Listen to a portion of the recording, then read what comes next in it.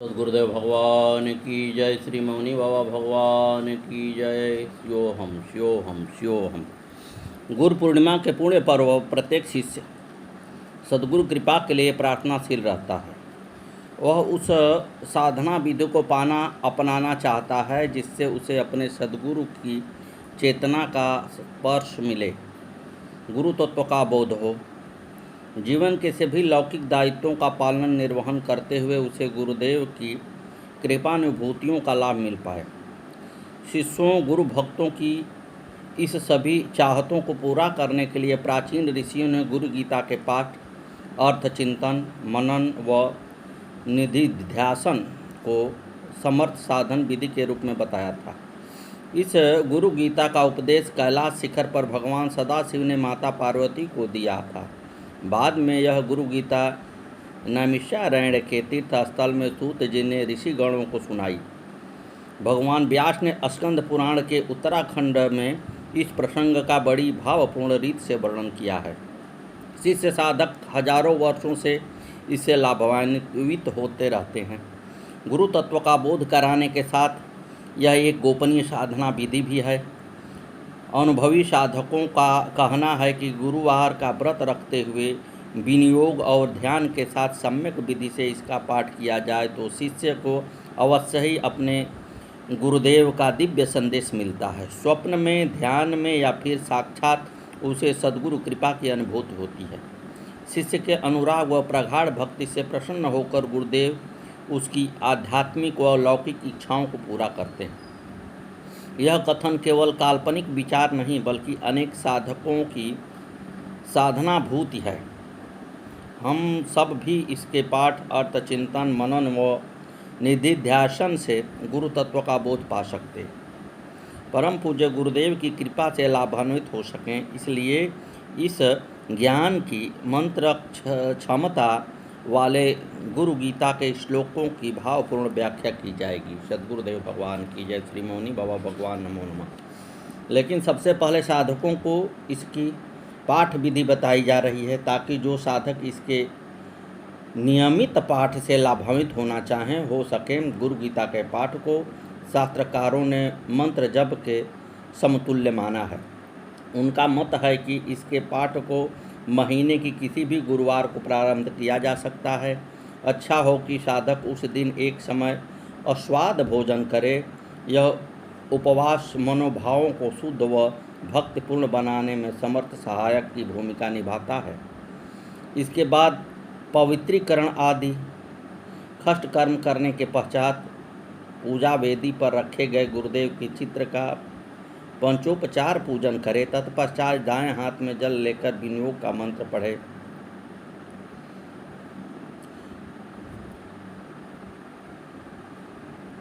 विनियोग मंत्र पढ़ने के बाद हाथ के जल को पास रखे किसी पात्र में डाल दे। दरअसल यह विनियोग साधक को मंत्र की पवित्रता, महत्ता का स्मरण कराता है। मंत्र के ऋषि देवता, बीज शक्ति व कीलक की याद करता है। साथ ही साधक के मन को एकाग्र करते हुए पाठ किए जाने वाले अस्तोत्र मंत्र की शक्तियों को जागृत करता है। ऊपर बताए गए विनियोग मंत्र का अर्थ है ओम परम ब्रह्म का स्मरण। इस गुरु गीता स्तोत्र मंत्र का भगवान सदाशिव दृष्टा ऋषि हैं। इसमें कई तरह के छंद हैं। इस मंत्र के देवताओं इष्ट परमात्म स्वरूप सद्गुरुदेव हैं। इस महामंत्र का बीज हंग है, शक्ति शह है जो जंगम जगत जननी माता भगवती का प्रतीक है। क्रोंग बीज से इसे कीलित किया गया है। इस मंत्र का पाठ या जप सद्गुरुदेव की कृपा पाने के लिए किया जाता है। इस विनियोग के बाद गुरुदेव का ध्यान किया जाना चाहिए। योग पूर्ण तपोनिष्ठं वेदमूर्ति सन्विनं गौरवर्णं गुरुश्रेष्ठं भवत्वां सुशोभितं करुण्यामृत सागरं शिष्य भक्तादिसेवितं श्रीराम सद्गुरुं ध्यायेत तमाचार्य वरं प्रभम। इस महामंत्र का भाव है गौरपूर्ण प्रेम की साकार मूर्ति गुरुदेव वंदनीय माता भगवती के साथ सुशोभित हैं। गुरुदेव योग की सभी साधनाओं के पूर्ण भेद की साकार मूर्ति, तपोनिष्ठ व तेजस्वी हैं। शिष्य और भक्तों से सेवित गुरुदेव करुणा के अमृत सागर हैं। उन आचार्य श्रेष्ठ श्री राम का अपने गुरुदेव का साधक ध्यान करे। ध्यान की प्रगाढ़ता में परम पूज्य गुरुदेव को अपना आत्मनिवेदन करने के बाद साधक को गुरु गीता का पाठ करना चाहिए। इससे साधक गण उसके गहन चिंतन से गुरु तत्व का बोध प्राप्त कर सकते हैं। इसके पठन अर्थ चिंतन को अपनी नित्य प्रति को की जाने वाली साधना का अविभाज्य अंग माने। गुरु गीता का प्रारंभ ऋषियों की जिज्ञासा से होता है। ऋषवाच गुहा गुहातरम विद्या गुरु गीता विशेषतः भ्रूंगं सुतं कृप्यां सूक्ष्मत्व प्रसादतः। नैमिषारण्य में के तीर्थ स्थल में एक विशेष सत्र के समय ऋषिगण महर्षि सूत से कहते हैं, हे सूत जी, गुरु गीता को गुहा से भी गुहातर विशेष विद्या कहा गया है। आप हम सभी को उसका उपदेश दें। आपकी कृपा से हम सब भी उसे सुनने का लाभ प्राप्त कर सकते हैं। कैलास शिखरे रम्ये भक्ति सांध्यानायकम प्रणम पार्वती भक्त्याम शंकरम परवक्षितम। ऋषिगण, यह बड़ी प्यारी कथा है। इस गुरु गीता के महाज्ञान का उद्गम तब हुआ जब कैलाश पर्वत के अत्यंत रमणीय वातावरण में भक्ति तत्व के अनुसंधान में अग्रणीय माता पार्वती ने भक्तिपूर्वक भगवान सदाशिव से प्रश्न पूछा।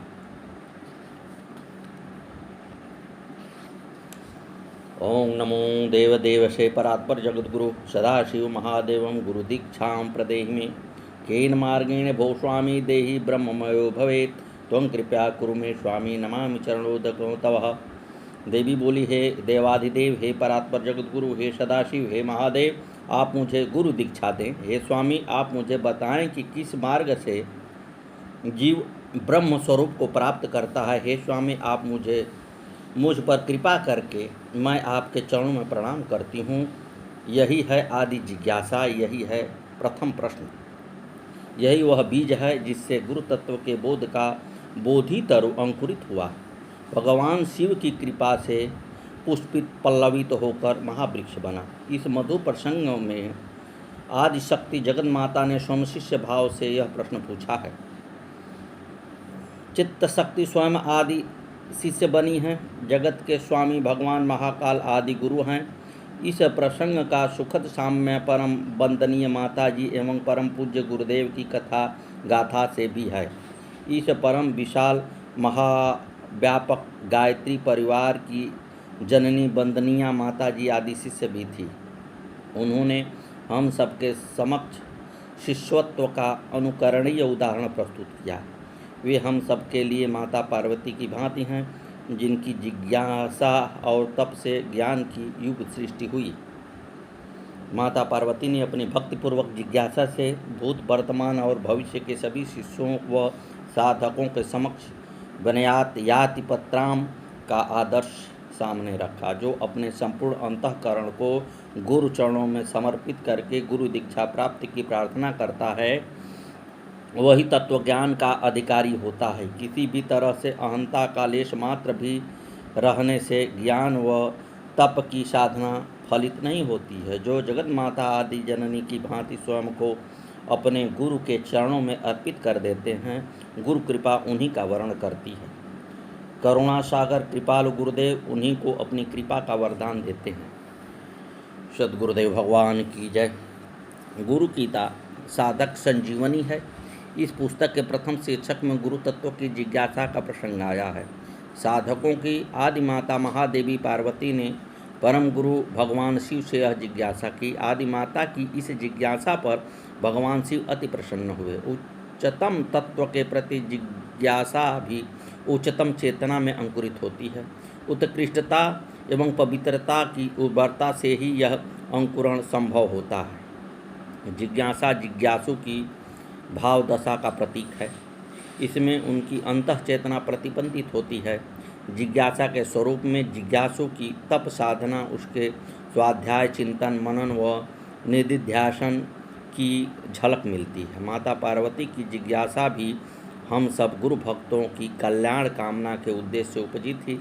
सर्वज्ञानमयी माँ ने अपनी संतानों की आध्यात्मिक उन्नति के लिए देवेश्वर शिव से प्रश्न किया था। उत्तर में भगवान शिव बोले, ईश्वरोवाच मम रूपाशे देवी त्वं त्वं प्रीत्यार्थ वदाम्यहं लोकोपकारकं प्रश्नो न केनापि कृतं पुरा दुर्लभम त्रिषु लोकेषु ततक्षुणस्व वदाम्यहं गुरु विना ब्रह्म नान्यात् सत्य सत्यवरानने। हे देवी, आप तो मेरा अपना स्वरूप हैं। आपका यह प्रश्न बड़ा ही लोकहितकारी है। ऐसा प्रश्न पहले कभी किसी ने नहीं पूछा। आपकी प्रीति के कारण इसके उत्तर को मैं अवश्य कहूँगा। हे महादेवी, यह उत्तर भी तीनों लोकों में अत्यंत दुर्लभ है, परंतु इसे मैं कहूँगा, आप सुने। सद्गुरु के सिवा कोई ब्रह्म, कोई अन्य उच्चतम तत्व नहीं है। हे सुमुखी, यह सत्य है, यह सत्य है, इसमें कोई संदेह नहीं है। भगवान शिव के इस कथन के प्रथम चरण में गुरु और शिष्य की अनन्यता, एकात्मता और तदात्मकता है। गुरु और शिष्य अलग अलग नहीं होते, बस उसके शरीर अलग अलग दिखते पर हैं। उनकी अंतः चेतना आपस में घुली मिली होती है। सच्चा शिष्य गुरु का अपना स्वरूप होता है, उसमें सद्गुरु की चेतना प्रकाशित होती है। शिष्य के प्राणों में गुरु का तप प्रवाहित होता है। शिष्य के हृदय में गुरु की भावनाओं का उद्दिग्ध होता है। शिष्य के विचारों में गुरु का ज्ञान प्रपुष्टित होता है।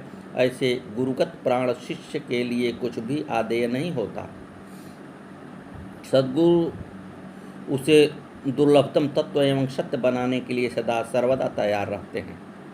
शिष्य के भी समस्त क्रियाकलापों अपने सद्गुरु के अंतः चेतना की अभिव्यक्ति के लिए होते हैं। महादेव शिव के कथन का अंतिम सत्य यह है कि गुरु ही ब्रह्म है। वही संक्षिप्त कथन बड़ा ही सारभूत है। इसे किसी बौद्धिक क्षमता से नहीं, भावनाओं की गहराई से समझा जा सकता है। इसकी सार्थक अवधारणा के लिए शिष्य को छलकती भावनाएं एवं समर्पित प्राण चाहिए। जिसमें यह पात्रता है, वह आसानी से भगवान भोलेनाथ के कथन का अर्थ समझ सकेगा। सद्गुरुदेव भगवान की जय। श्री मौनी बाबा भगवान नमो नमः। आगे की कथा कल।